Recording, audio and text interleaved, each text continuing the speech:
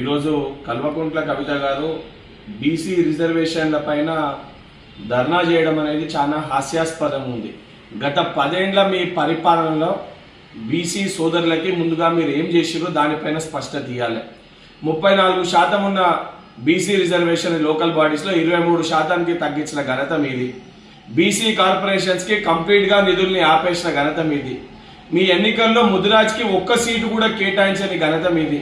కనీసం మీ పరిపాలనలో బీసీల గురించి పట్టించుకోకుండా, బీసీల సంక్షేమం గురించి పట్టించుకోకుండా కేవలం బీసీలని ఒక ఓటు బ్యాంక్గా పరిగణలోకి తీసుకున్న ఒక ప్రభుత్వం మీ హయాంలో బీఆర్ఎస్ ప్రభుత్వం.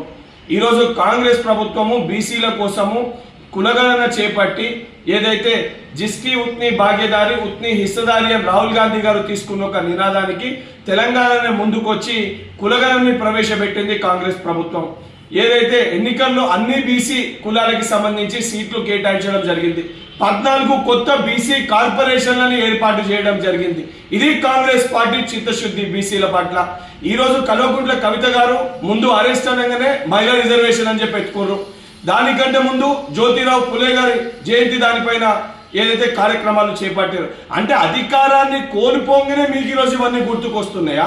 ఏదైతే ధర్నా చౌక్ని గత ప్రభుత్వంలో ధర్నాలు చేయకూడదని చెప్పి ఎత్తేసిన ధర్నా చౌక్ లో ఈరోజు ధర్నా చేసే ఒక అర్హత మీకుందా లేదా ముందు పునరాలోచించుకోవాలి కవిత గారు. బీసీలని కేవలం ఓటు బ్యాంకు కోసం వాడుకొని బీసీలని మోసం చేసిన ప్రభుత్వము పార్టీ బీఆర్ఎస్ పార్టీ. బీసీల కోసం 100% చిత్తశుద్ధి ఉంది.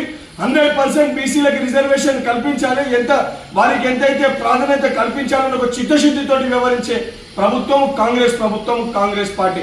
ఇప్పటికన్నా ఈ యొక్క దొంగ నాటకాలు, ఈ యొక్క దొంగ మాటలు మానేయాలని చెప్పి కల్వకుంట్ల కవిత గారిని హెచ్చరిస్తున్నా.